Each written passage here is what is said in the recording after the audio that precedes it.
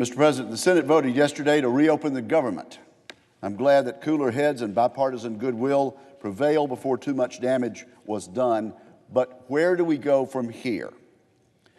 The leadership of both houses needs to negotiate appropriation caps for the rest of this year and all of next year.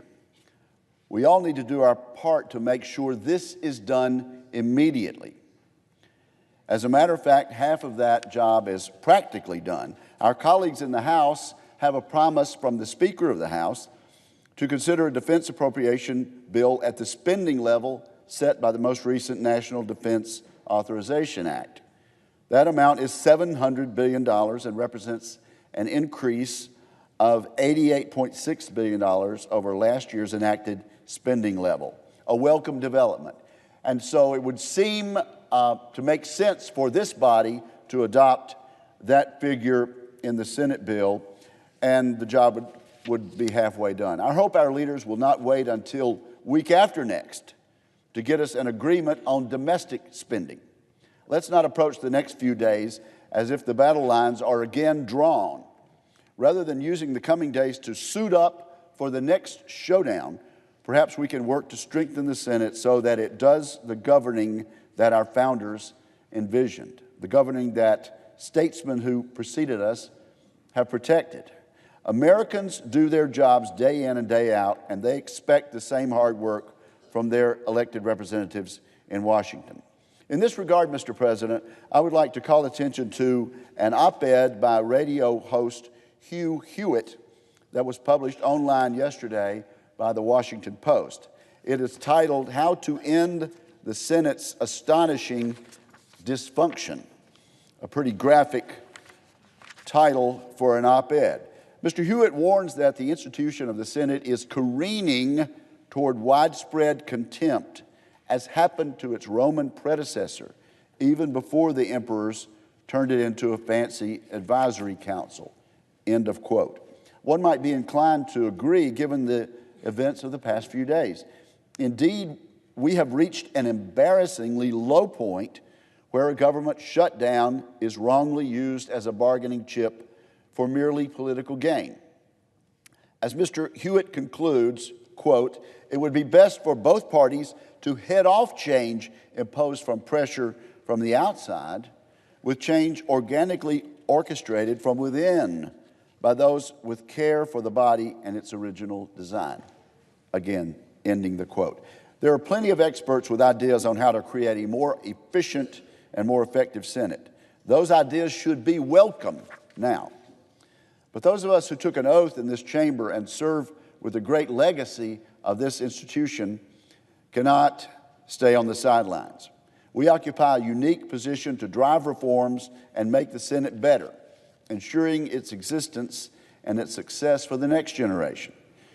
There is real hope that these reforms have already begun. For example, there has been support by both Democrats and Republicans to change the procedural rules on executive and judicial nominations, shortening post-cloture debate from 30 hours to 8 hours. The Democratic-led Senate passed this rule on a temporary basis in 2013 with bipartisan support. Our colleague from Oklahoma, Senator Lankford, has a thoughtful proposal. He suggests that we permanently shorten post-cloture debate on executive and judicial nominations.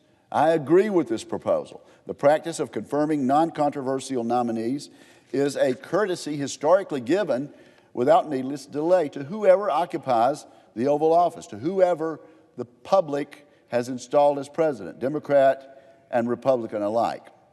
Delays are not only inconvenient as a new administration tries to put its team in place, but more importantly, delays keep highly qualified individuals from serving the American people, sometimes in positions affecting our national security or delivering disaster response. Like Mr. Hewitt, I believe we can do more to make the Senate work for the American people with an overhaul of its rules that, and I quote Mr. Hewitt, preserves the rights of the minority in some cases while also reflecting the speed at which the world moves today, unquote. And at this point, Mr. President, I ask unanimous consent to include in the congressional record the op-ed by Mr. Hewitt in its entirety. Without objection. Thank you, Mr. President. We can do more to streamline nominations, and we can do more to prevent the next budget standoff. I want to remind my colleagues of the bipartisan work that's been done by Senate appropriation members, Republican and Democrat, in just the past year. 8 of the 12 annual appropriations passed out of committee last year. Most passed unanimously, with unanimous votes from Republicans and Democrats in the full appropriation committee.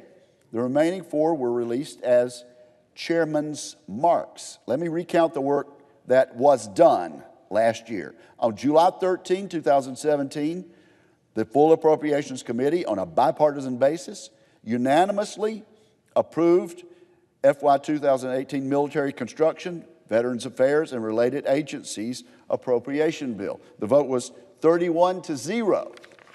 On July 20, 2017, the committee unanimously, again by a vote of 31-0, approved the fiscal year 2018 Agriculture, Rural Development, Food and Drug Administration, and related agencies appropriation bill.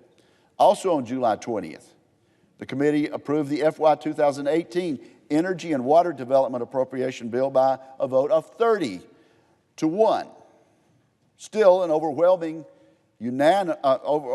bipartisan vote on the part of the Appropriations Committee. On July 27, 2017, the Appropriations Committee unanimously, by a vote of 31-0, approved the FY 2018 Transportation, Housing, and Urban Development and Related Agencies Appropriation Act. On July 27, the Appropriations Committee approved the FY 2018 Commerce, Justice, Science, and Related Appropriations Act. That vote was by a vote of 30-1, overwhelmingly bipartisan. On the same day, July 27, the committee unanimously approved the FY 2018 Legislative Branch Appropriation Bill. I'll go on and on with 2 more. On September 7, 2017, the full Appropriations Committee approved the Labor, Health and Human Services, and Education and Related Agencies Appropriation Bill.